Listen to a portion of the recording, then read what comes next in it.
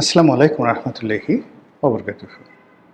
সম্মানিত দর্শক, আজকের যে শিরোনামটি, সেই শিরোনামটি করতে আমি উদ্বুদ্ধ হয়েছি বাংলাদেশের প্রবীণ রাজনীতিবিদ, বীর মুক্তিযোদ্ধা এবং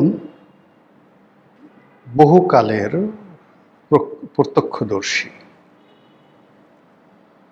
কর্নেল অলি আহমেদ বীর বিক্রম।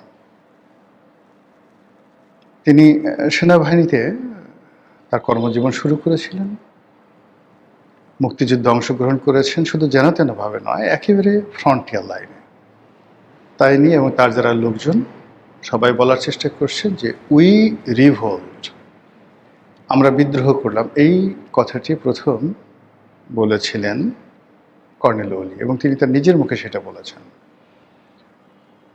তিনি জিয়াউর রহমান সাহেবের খুব ঘনিষ্ঠ ছিলেন এবং জিয়াউর রহমান সাহেব তাকে উস্তাদ ডাকতেন, শিক্ষক ডাকতেন, টিচার।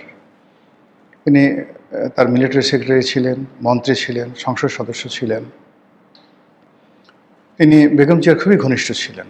বেগম জিয়ার একেবারে দুর্দিনগুলোতে যখন তিনি বলতে গেলে একেবারে মানসিকভাবে ভেঙে পড়েছিলেন, তো সেই সময়টিতে তিনি বেগম জিয়ার খুবই ঘনিষ্ঠ ছিলেন এবং তাকে বুদ্ধি দিয়ে, পরামর্শ দিয়ে দিনের পর দিন তিনি বেগম জিয়াকে সাহায্য করেছেন।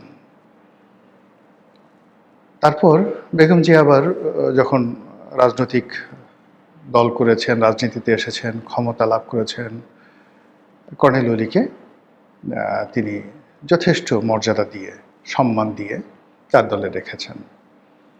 কর্নেল অলির সাথে মূলত সমস্যা হয়েছে তারেক রহমান সাহেবের হাওয়া ভবনের সঙ্গে। এক, ২ নম্বর সমস্যা হয়েছে যে তার স্ত্রীকে নিয়ে, এবং জামাতের সাথে তার স্ত্রীকে নিয়ে সমস্যা হলো যে ওই সময়টাতে হাওয়া ভবন জনাব তারেক রহমান সাহেব এবং বিএনপি নীতিগতভাবে জামাতকে প্রাধান্য দিত এবং জামাত যা চাইতো সেটাই হতো। তো সেক্ষেত্রে যে চট্টগ্রামের একটি সংসদীয় আসন, সেই সংসদীয় আসনে কর্নেল অলি চাচ্ছিলেন যে তার স্ত্রীকে মনোনয়ন দেওয়া হোক। তো সেখানে তার স্ত্রীকে মনোনয়ন না দিয়ে জামাতকে যখন মনোনয়ন দেওয়া হলো এবং এটা নিয়ে যে একটা বিশ্রী পরিস্থিতি তৈরি হলো, সেই পরিস্থিতির প্রেক্ষিতে তিনি সদল বলে বেরিয়ে এলেন বহু সংখ্যক মন্ত্রীকে নিয়ে। আমার মনে নেই, এখনও বোধ হয় বাংলাদেশের ইতিহাসে এত বড় ক্যাবিনেট যাকে বলা হয় বিপ্লব হয়নি। অসংখ্য এমপি মন্ত্রীদেরকে নিয়ে তিনি এসে এলডিপি করলেন, বি চৌধুরী সহ। এবং এই ঘটনার সঙ্গে তার নিঃসন্দেহে দেশি বিদেশি যারা শক্তির ধারক, এটা আপনি সিআইএ বলেন, বলেন, সম্পর্কে যে ছিল না তা নয়। এর কারণ হলো আমাদের দেশের যারা একেবারে রাস্তার লেদু গেদু ধলা, এদের সাথেও সিআইএ বড় বড় কর্তারা দেখা করে। তো সেখানে কর্নেল অলি এত বড় একটা সম্পর্ক, মানে সিদ্ধান্ত নেবেন সরকার থেকে মন্ত্রিত্ব ছেড়ে দিয়ে আরও বেশ কয়েকজন মন্ত্রীকে তিনি সেই ক্যাবিনেট থেকে বের করে এনে ৩০-৪০ জন এমপিদেরকে তিনি পদত্যাগ করতে বাধ্য করলেন বা ইনফ্লুয়েন্স করলেন। এটা সহজ ব্যাপার ছিল না। বাংলাদেশে একবারই হয়েছে, ভবিষ্যতে আর হবে না। এটা কর্নেল অলি করেছেন। তো সেই কর্নেল অলি এলডিপির এই কাজ করতে গিয়ে তার বিএনপির সঙ্গে কথা হয়েছে, অনেক নেতাদের সঙ্গে কথা হয়েছে গোপনে। এই কাজ করতে গিয়ে তার আওয়ামী লীগের তৎকালীন যারা নেতা ছিলেন তাদের কাছ থেকে তিনি নিঃসন্দেহে একটা আশ্বাস পেয়েছিলেন যে আপনি যা কিছু করবেন আমরা আছি, যদি আমরা আগামীতে ক্ষমতায় আসি এটা ভালো, অথবা এই পার্লামেন্টে আপনি যদি বিদ্রোহ করতে চান আমরা আপনাকে সমর্থন দেব। এরকম নানা রকম, আপনি যদি প্রধানমন্ত্রী হতে চান আপনাকে দরকার হলে প্রধানমন্ত্রী বানাবো। শেখ হাসিনা এই ধরনের কথাবার্তা বলতে পারেন। ফলে এই কথাগুলো বলার অর্থ যে একটি মানুষ সামরিক বাহিনীতে যোগদান করার পর তিনি দীর্ঘদিন বাহিনীতে ছিলেন, বাইরে ছিলেন, রাজনীতি করেছেন, দলের ভিতরে থেকেছেন, দলের বাইরে থেকেছেন। এখন আবার তারেক রহমান সাহেব যখন ক্ষমতায় এসছেন তাকে সরাসরি চ্যালেঞ্জ জানিয়ে তার এককালীন শত্রু, ঘোরতর শত্রু জামাতের সঙ্গে তিনি মিত্রতা করেছেন। ফলে he is not a normal man. আমি আবার বলি, সে কোনো সাধারণ ব্যক্তি নয়, অসাধারণ ব্যক্তি। এ সমস্ত মানুষ যত বয়স হয় তাদের বুদ্ধির পরিপক্কতা বাড়ে।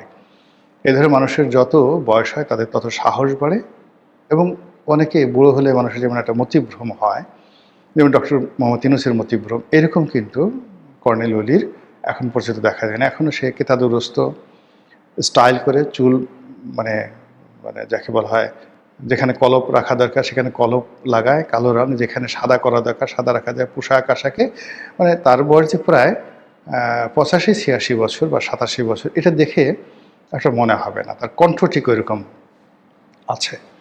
তো তিনি অতি সম্প্রতি যে বক্তব্য দিয়েছেন শেখ হাসিনা সম্পর্কে, সেই বক্তব্যের মোদ্দা কথা হলো শেখ হাসিনা ভারতের প্রশাসনকে বলেছে যে পশ্চিমবঙ্গে মুখ্যমন্ত্রী রূপে শুভেন্দুকে তার দরকার। বোঝার চেষ্টা করুন। তাহলে ভারতের যেটা গণতান্ত্রিক বিধি ব্যবস্থা রয়েছে সেখানে সবাই যে যার গণতান্ত্রিক অধিকার প্রয়োগ করে জয়লাভ করে আসে। ইলেকশন ইঞ্জিনিয়ারিং এখনও ভারতে কল্পনা করা যায় না, কিন্তু এই পশ্চিমবঙ্গে ইলেকশন ইঞ্জিনিয়ারিং হয়েছে শেখ হাসিনার পরামর্শে। এখন শেখ হাসিনা এই পরামর্শ কাকে দিয়েছেন? নরেন্দ্র মোদী, অমিত শাহকে। তাহলে বুঝুন দিল্লির উপরে শেখ হাসিনার কতটা প্রভাব। এটা আমি তো বললাম যে এই যে এত লম্বা কথা বললাম কর্নেল ওলি সম্পর্কে, এটা পাগলের প্রলাপ নয়। তো শেখ হাসিনা দিল্লিকে বলেছে যে পশ্চিমবঙ্গের ক্ষমতায় তার শুভেন্দুকে দরকার। দ্বিতীয়ত হলো শুভেন্দু তো নর্মাল ভোটে পাশ করবে না। এখন এই ভোটগুলো করার জন্য ইলেকশন ইঞ্জিনিয়ারিং লাগবে। এখন ভারত তো এই ধরনের ইলেকশন ইঞ্জিনিয়ারিংয়ে এক্সপার্ট নয়।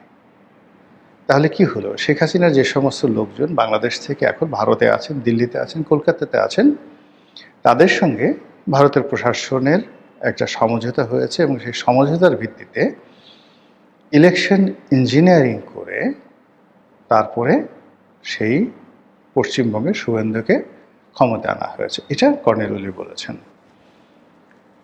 আমি ধরে নিলাম এটা সত্য। যদি সত্য হয় তাহলে পশ্চিমবঙ্গে শুভেন্দু নয়, মানে শেখ হাসিনা আসলে পশ্চিমবঙ্গের এখন গভর্নর, মানে যাকে বলা হয় নরেন্দ্র মোদীর প্রতিনিধি। শেখ হাসিনা যেভাবে বলবেন শুভেন্দু সেভাবেই চলবেন। আর পুরো কলকাতা, পশ্চিমবঙ্গ, শিলিগুড়ি, আসাম, এই পুরো এলাকা এখন শেখ হাসিনার একক কর্তৃত্বে চলবে, যদি কর্নেল ওলির এই বক্তব্য আপনি সত্য হিসাবে ধরেন।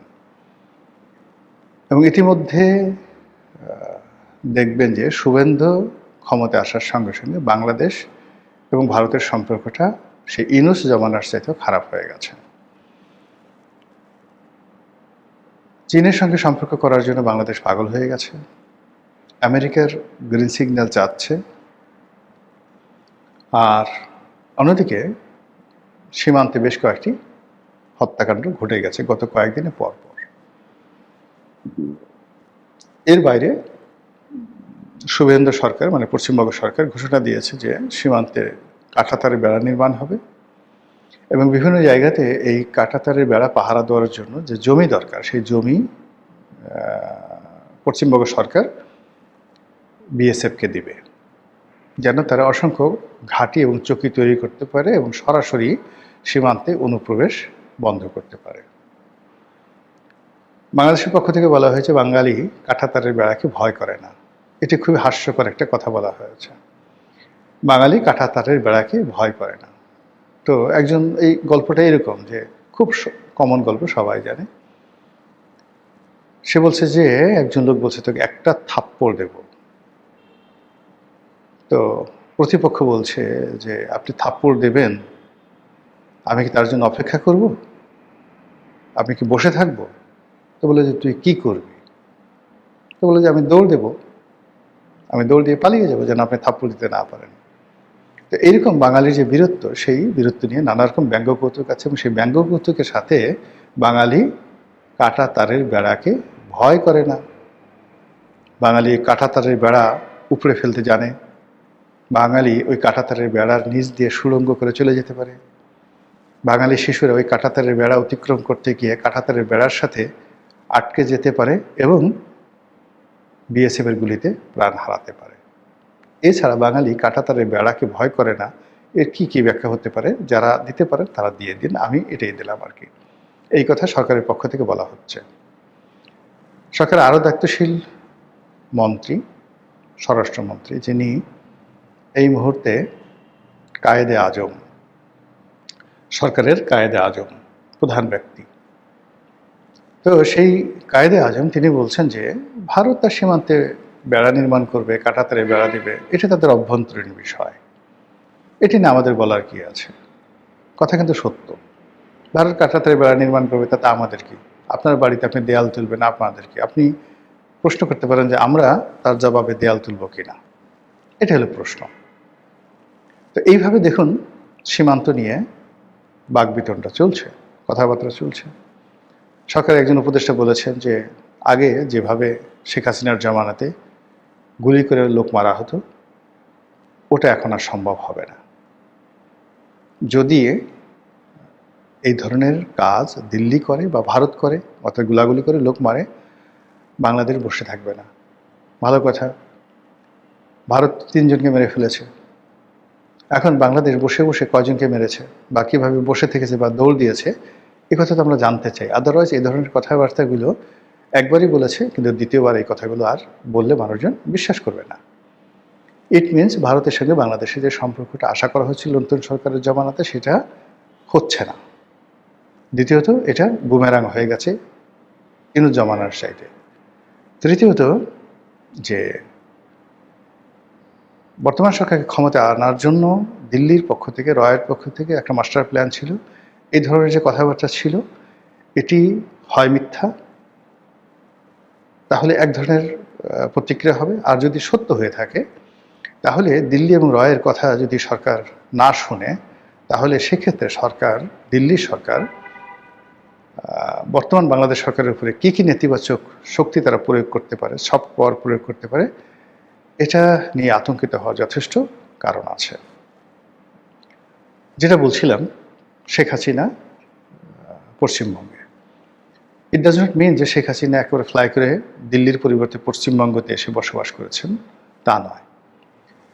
এই যে শুভেন্দু যে পশ্চিমবঙ্গের মুখ্যমন্ত্রী হলো, এখন আওয়ামী লীগের যারা লোকজন রয়েছেন তাদের ভিসা আছে না আছে ডাজ নট ম্যাটার, বুক ফুলিয়ে তারা এখন পশ্চিমবঙ্গে ঘুরে বেড়াবে, বিভিন্ন রাষ্ট্রীয় অনুষ্ঠানে যাবে। ওই যে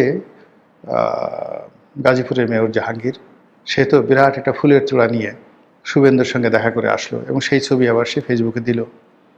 আওয়ামী লীগের অসংখ্য টেলিগ্রাম, তারপরে যে সকল সামাজিক মাধ্যমে তাদের নিয়মিত যোগাযোগ হয়, সেখানে এই শুভেন্দুর আগমন, পশ্চিমবঙ্গে বিজেপির যে জয়লাভ, এটা নিয়ে রীতিমতো আনন্দ উল্লাস। এবং আওয়ামী লীগের যারা বাংলাদেশে পালিয়ে আছে, তারা সবাই এখন রীতিমতো প্রতিদিন পালা করে হাঁসের মাংস সেই বিভিন্ন জায়গাতে, যেখানে যেখানে পূর্বাচল আছে, নীলা মার্কেট আছে, তারপর ওয়েস্টিন আছে, যাদের সামর্থ্য আছে সামর্থ্য অনুযায়ী পাল্লা দিয়ে তারা